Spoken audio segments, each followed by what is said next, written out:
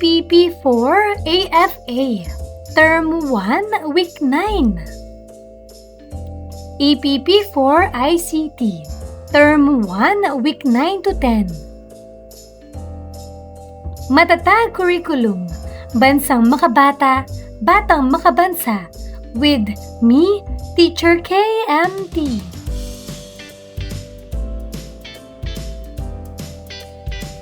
Magandang araw mga bata!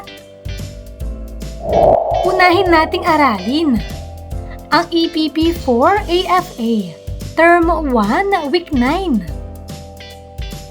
Ang wastong pagbebenta ng mga inani.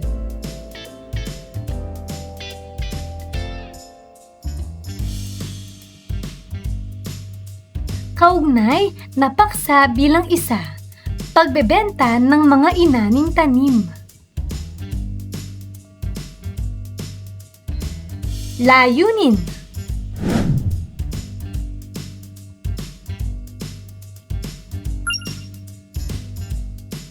Nakakita ka na ba ng taong nagbebenta ng produkto online? Nakaranas ka na bang bumili ng produkto sa tindahan o palengke? Kung ikaw ay magbebenta ng isang produkto, ano ang pipiliin mong ibenta at paano mo ito ibebenta?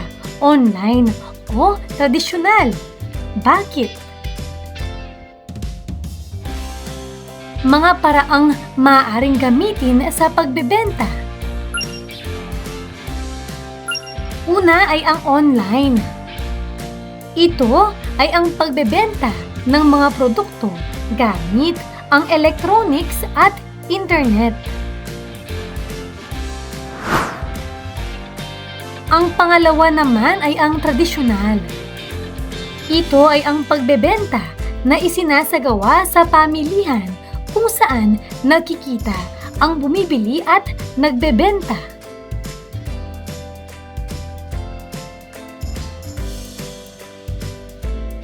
Halimbawa, sa online, ang isang maliit na negosyo ay nagbebenta ng mga halaman sa social media at ipinapadala ang mga ito sa iba't ibang lugar. Sa tradisyonal naman, nagbebenta ng mga manok ang isang poultry raiser sa pamilihan kung saan personal na bumibili ang mga tao. Talakayin pa natin. Paraan. Online. Kalamangan. Malawak na sakop. Madaling pag-access. Kahinaan. Maaring peke o mahina ang kalidad ng produkto. Para naman sa paraan ng tradisyonal, kalamangan. Ito ay mayroong limitadong oras at lokasyon. Kahinaan. Mahirap ma-monitor ang gastos. Conclusion. Ang online at tradisyonal na pagbebenta ay parehong mahalagang paraan ng pagbebenta ng mga produkto. Ang online na pagbebenta ay gumagamit ng electronic devices at internet, samantalang ang tradisyonal na pagbebenta ay isinasagawa sa tindahan o pamilihan kung saan personal na nakikita ang bumibili at nagbebenta. Anuman ang paraan ng pagbebenta, mahalagang maging tapat, magalang at responsable upang makuha ang tiwala ng mga mamimili at maging matagumpay ang isang negosyo. Gawain. Panuto. Basahin ang bawat tanong. Isulat ang tamang sagot sapat lang. Una, ano ang dalawang paraan ng pagbebenta na tinalakay sa aralin? Pangalawa, aling paraan ng pagbebenta ang gumagamit ng electronic devices at internet. Pangatlo, saan karaniwang nagkikita ang bumibili at nagbebenta sa tradisyonal na pagbebenta?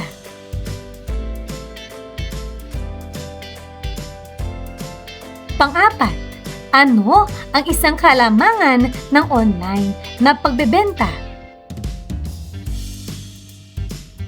Pang-lima, anong mga katangian ang dapat taglayin ng isang nagbebenta upang makuha ang tiwala ng mga mamimili?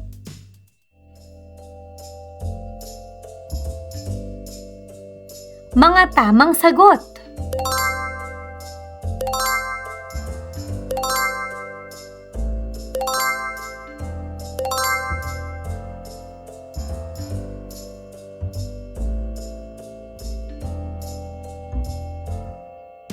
Dumako na tayo sa EPP4 ICT, Term 1, Week 9 to 10. Ang mga panuntunang pangkaligtasan sa paggamit ng internet.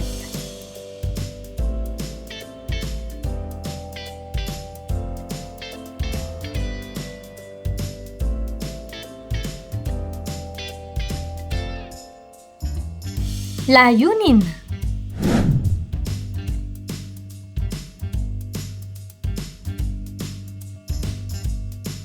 Kaugnay na paksa bilang 2, ligtas na paggamit ng internet.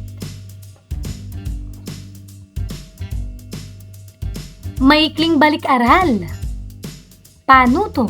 Basahin ang bawat tanong at sagutin ito gamit ang 1 o 2 pangungusap batay sa iyong natutuhan at sariling karanasan. Una, bakit mahalagang huwag ibigay ang iyong personal na impormasyon sa internet? Mahalagang huwag ibigay ang iyong personal na impormasyon sa internet upang mapanatiling ligtas ang iyong pagkakakilanlan at maiwasan ang panluloko o paggamit nito ng masasamang tao. Pangalawa, ano ang gagawin mo kung may hindi mo kilalang tao na nagpadala ng mensahe sa iyo? Halimbawang sagot, hindi ko ito sasagutin at hindi ko ibibigay ang aking personal na impormasyon. Sasabihin ko agad ito sa aking magulang, guro o nakatatandang pinagkakatiwalaan. Pangatlo, paano mo maipapakita ang pagiging responsable sa paggamit ng internet? Gagamitin ko ang internet para sa pag-aaral at ibang mabubuting gawain. Susundin ko ang mga panuntunang pangkaligtasan at magiging maingat sa aking ginagawa online.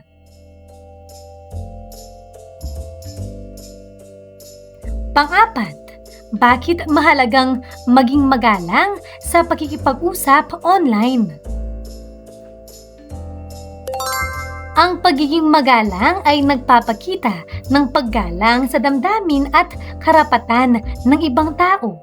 Nakakatulong din ito upang magkaroon ng mabuting ugnayan at maiwasan ang hindi pagkakaunawaan.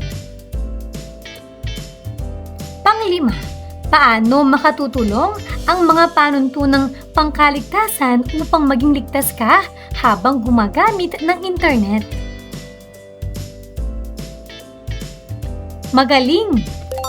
Ang pagsunod sa mga panuntunang pangkaligtasan ay nakatutulong upang maprotektahan ang aking personal na impormasyon at maiwasan ang mga panganib sa internet. Nagiging ligtas din ako sa pakikipag-usap at paggamit ng iba't ibang website at online na aplikasyon. Ang internet ay isang malaking lugar sa computer, cellphone o tablet kung saan tayo maaaring matuto, magsaliksik, manood ng video, maglaro at makipag-usap sa ibang tao. Marami itong naitutulong sa ating pag-aaral at pang-araw-araw na buhay. Ngunit, mayroon ding mga taong nanloloko at mga impormasyong hindi totoo sa internet. Kaya mahalagang sundin ang mga panuntunang pangkaligtasan upang maprotektahan ang ating sarili, pamilya at personal na impormasyon. Mga panuntunang pangkaligtasan sa paggamit ng internet. Una, huwag ibigay ang personal na impormasyon. Ang personal na impormasyon ay tulad ng iyong buong pangalan, tirahan, numero ng telepono, pangalan ng paaralan, password, at birthday. Huwag itong ibigay sa mga hindi mo kilala. Halimbawa, may nag-chat at nagtanong kung saan ka nakatira. Hindi mo dapat sasagutin at sasabihin mo ito sa iyong magulang o guro. Pangalawa, gumamit ng malakas na password. Ang password ay susi ng iyong account. Dapat itong mahirap hulaan upang hindi ito magamit ng ibang tao. Halimbawa, sa halip na 123456, gumamit ng password na may malaking letra, maliit na letra, numero at simbolo. Pangatlo, huwag makipag-usap o makipagkita sa mga estranghero online. Tandaan na hindi lahat ng tao sa internet ay nagsasabi ng totoo tungkol sa kanilang pagkatao. Halimbawa, may taong hindi mo kilala na gustong makipagkita sa iyo. Hindi ka papayag at ipapaalam mo ito sa iyong magulang. Pang-apat, mag-ingat sa pag-click ng mga link at pag-download ng files. May mga link at file na maaaring may virus o panloloko. Halimbawa, may lumabas na mensaheng congratulations, nanalo ka ng pera o bagong cellphone. Hindi mo ito dapat i-click dahil maaaring scam ito.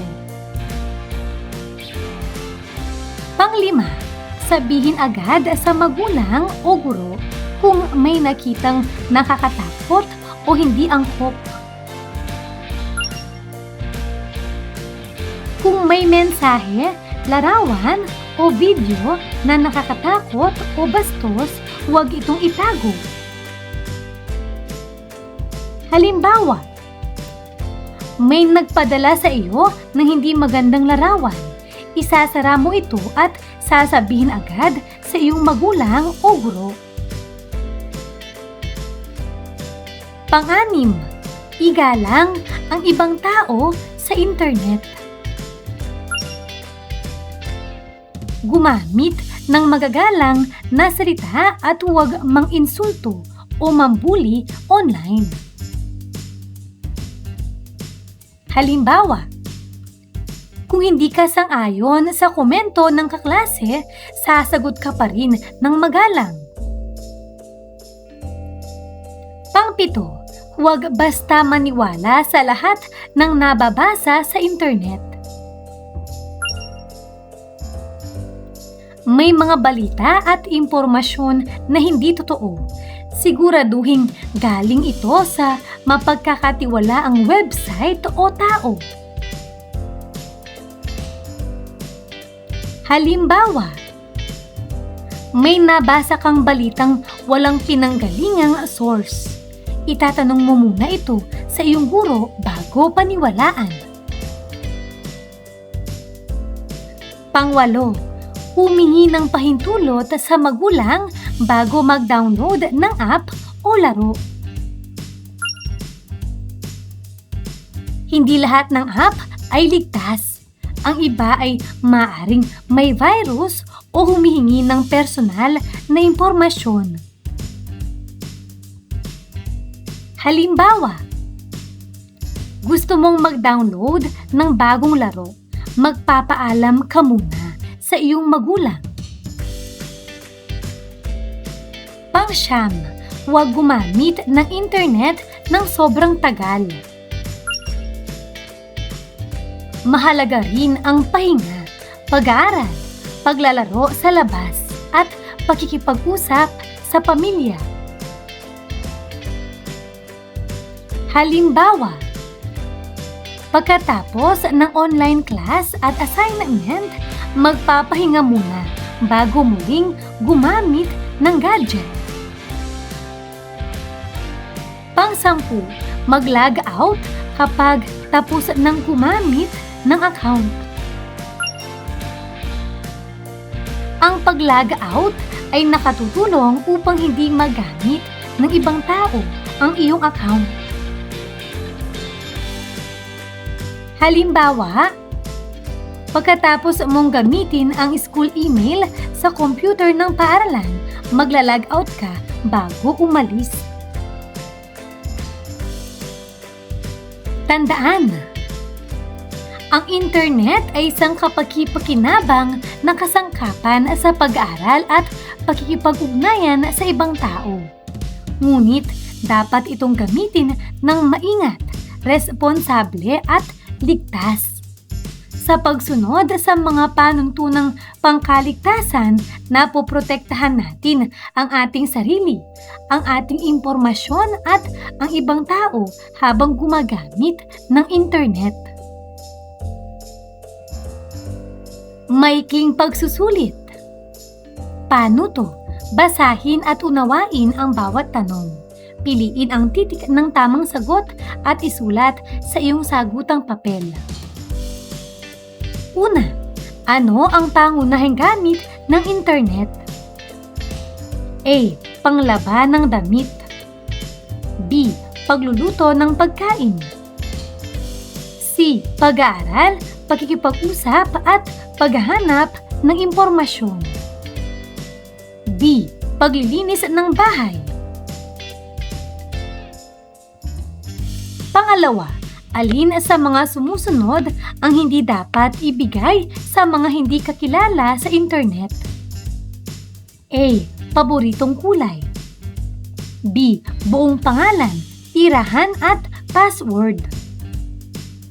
C. Paboritong pagkain. D. Paboritong hayop.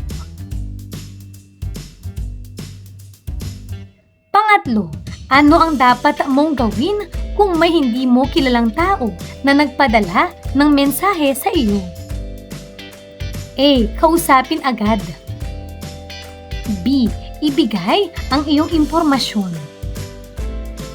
C. Sabihin agad sa magulang o guro. D. Makipagkita sa kanya.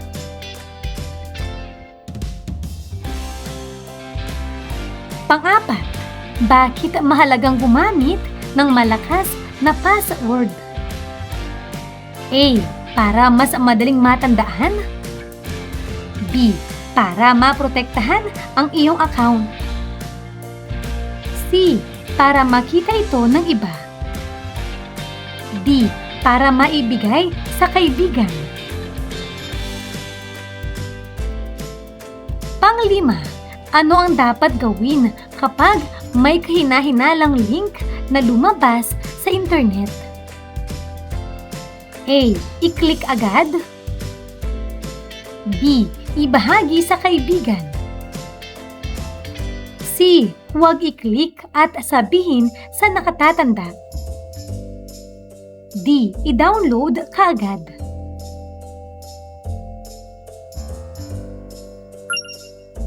Mga tamang sagot.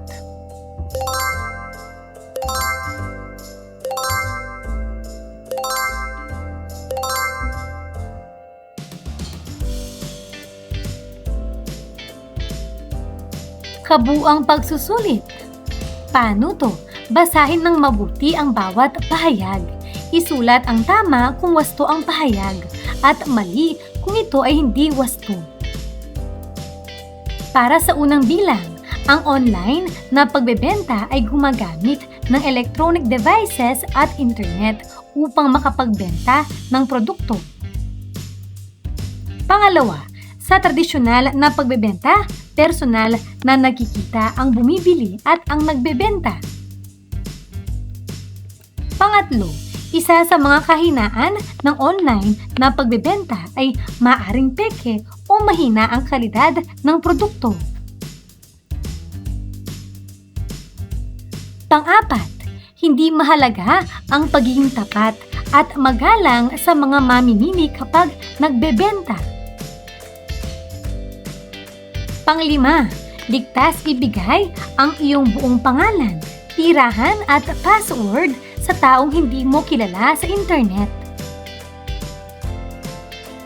Pang-anim, dapat gumamit ng malakas na password upang maprotektahan ang iyong online account. Pang-pito, mainam na i-click agad ang mga link na nagsasabing nanalo ka ng mamahaling premyo kahit hindi ka sumali sa anumang paligsahan. Pang-walo, kapag may nakita kang nakakatakot o hindi angkop na mensahe sa internet, dapat mo itong ipaalam sa iyong magulang o guro. Pang-siyam, mahalaga ang pag-log out sa iyong account pagkatapos itong gamitin, lalo na kung gumagamit ng computer na hindi sa iyo. Pang-sampu, ang internet ay dapat gamitin ng maingat, responsable at ligtas upang maprotektahan ang sarili at ang personal na impormasyon.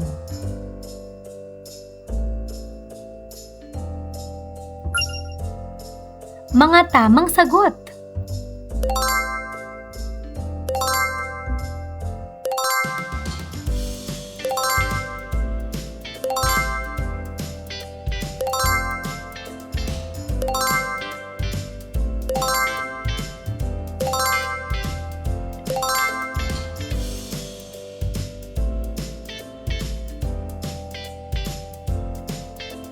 Mahusay mga bata!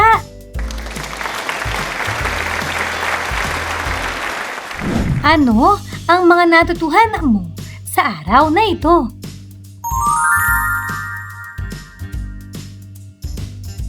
Ngayong araw na ito, natutuhan ko ang tungkol sa agriculture and fishery arts, ang pagbebenta ng mga inaning tanim.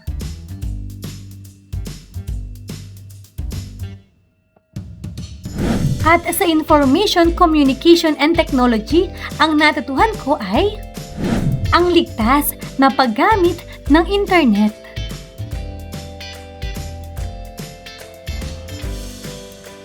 Maraming salamat sa pakikinig mga bata. Sana ay may natutuhan kayo. Huwag niyong kalimutan, pindutin ang like, share at subscribe.